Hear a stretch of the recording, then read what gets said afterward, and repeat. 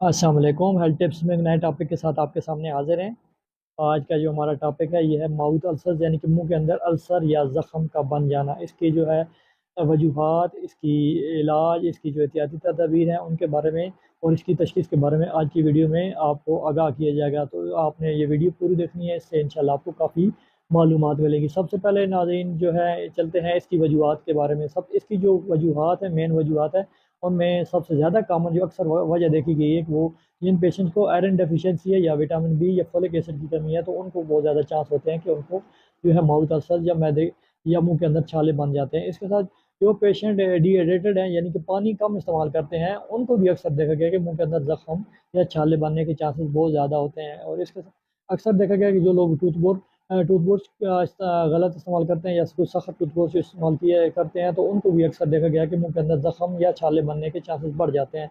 इसके साथ जिन लोगों को फंगल या कोई वायरल इन्फेक्शन है, तो उनको भी अक्सर देखा गया है कि ये जो है माउथ अल्सर्स होने के चांसेस बहुत ज़्यादा बढ़ जाते हैं। इसके साथ अक्सर जो लोग लॉन्ग टर्म मेडिसिन यूज़ कर रहे हैं, जैसे कि कोई पेशेंट है जो शुगर की या बीपी की या और मुख्तलिफ अमराज की जो कि मेडिसिन इस्तेमाल कर रहे हैं, तो उनको भी जो है जो है माउथ अल्सर्स होने के चांसेस बहुत ज़्यादा बढ़ जाते हैं। इसके साथ अक्सर देखा गया है कि जिन पेशेंट को एसिडिटी है और पानी का कम इस्तेमाल करते हैं और साथ जो है गर्म अशिया का इस्तेमाल ज़्यादा करते हैं, जैसे गोश्त वगैरह या इस तरह की गर्म चीज़ों का गर्म मशरूबात का ज़्यादा इस्तेमाल करते हैं, तो उनको भी अक्सर देखा गया कि माउथ अल्सर्स होने के चांसेस बहुत ज़्यादा बढ़ जाते हैं। तो इसकी तशख़ीस की अगर बात की जाए, तो इसकी तशख़ीस के लिए कोई ख़ास टेस्ट नहीं होता, बस आपने जो है आपके डॉक्टर के पास आपका डॉक्टर आपका मुआयना करता है, और अगर ज़रूरत पड़े तो आपको सीबीसी टेस्ट, जिसमें आपका देखा जाता है कि आयरन की कमी या खून की कमी तो नहीं है, या फेरिटिन लेवल चेक किया जाता है, वो भी ज़्यादातर उसकी भी ज़रूरत नहीं पड़ती। अगर बहुत ज़्यादा कोई आपका डॉक्टर मुआलिज समझे, तो वो आपका ये टेस्ट लिख सकता है। वैसे रूटीन में आपको इसकी जो मेडिकेशन है, वो मेडिकेशन को मैं आपको बताऊंगा। इसमें जो है आम नॉर्मल यूज़ के लिए, आप अगर छोटे बच्चे हैं तो आप कोशिश करें कि उनको नेट स्टेट और ड्रॉप्स दें।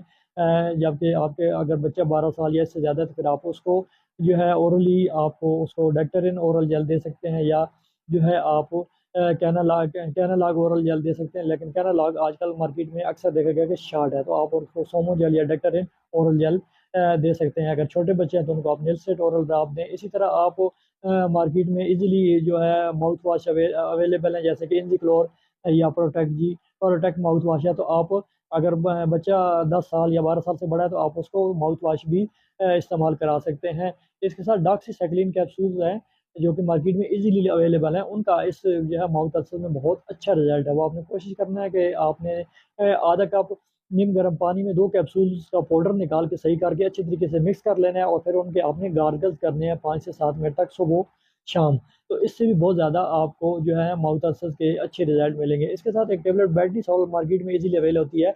वो आपने जो है टेबलेट जो है सुबह शाम एक टेबलेट ज़बान की नीचे रखनी है, या चबा लेनी है, या अक्सर लोगों को देखा गया कि वो इसके गार्गल्स भी कर सकते हैं। वो आप इसके गार्गल्स भी कर सकते हैं। वैसे ज़बान के नीचे रखें तो ये ज़बान के नीचे रखें तो ये खुद ब खुद हल हो जाती है। इससे भी बहुत ज़्यादा जो है मरीज़ को अफाका होता है। ये जो है डॉक्सीसाइक्लिन और बेल्टिसोल का जो बहुत ज़्यादा अच्छा रिजल्ट हमने देखा है, और बहुत ज़्यादा पेशेंट को इससे रिलीफ मिल रहा है। इसके साथ अगर वायरल इन्फेक्शन है, तो आप वायरल इन्फेक्शन के लिए एसाइक्लोवीर या कोई और एंटीवायरल आप उसको पेशेंट को दवाई दे सकते हैं। और अगर फंगल इन्फेक्शन है, तो आप फंगोन या फ्लूटोनाजोल के नाम से कोई भी कैप्सूल आप उसको वीकली एक कैप्सूल 4 हफ्ते के लिए आप यूज़ करा सकते हैं। इसके साथ आयरन, अगर पेशेंट को या बच्चों को आयरन डेफिशिएंसी है, तो आप उसको पोलीमार्ट पोलीमार्ट सिरप भी या पोलीमार्ट टेबलेट मार्केट में इजीली अवेलेबल है, वो आप यूज़ करा सकते हैं। साथ साथ आप जो है उसको जो है अगर बी कम्प्लेक्स की डेफिशिएंसी है, तो आप लेसोविट और सिरप हो या इसके मुतबादल जो है टेबलेट आप यूज़ करा सकते हैं। इसी तरह पेशेंट्स को जो है आप जो है साथ ये बताएं कि आपने पानी ज़्यादा पीना है, और गर्म चीज़ें, तली चीज़ें का कुछ दिन तक परहेज़ करना है। मिर्च मसाले वाली चीज़ों से आपने परहेज़ करनी है। पानी का ज़्यादा से ज़्यादा इस्तेमाल करें। और अक्सर जो लोग जो मेडिकेशन वगैरह ज़्यादा यूज़ कर रहे होते हैं, उनको भी अक्सर देखा गया है, और साथ वो एंटासिड वगैरह नहीं ले रहे होते, उनको भी अक्सर देखा गया कि माउथ अल्सर या मुँह के अंदर ज़ख्म या छाले बन जाते हैं। तो उनको बताएँ कि आप मेडिसिन ज़्यादा ले रहे हैं, तो आप कोशिश करें कि साथ मैदे की अद्वियात लें, और साथ पानी का रूटीन से ज़्यादा इस्तेमाल करें।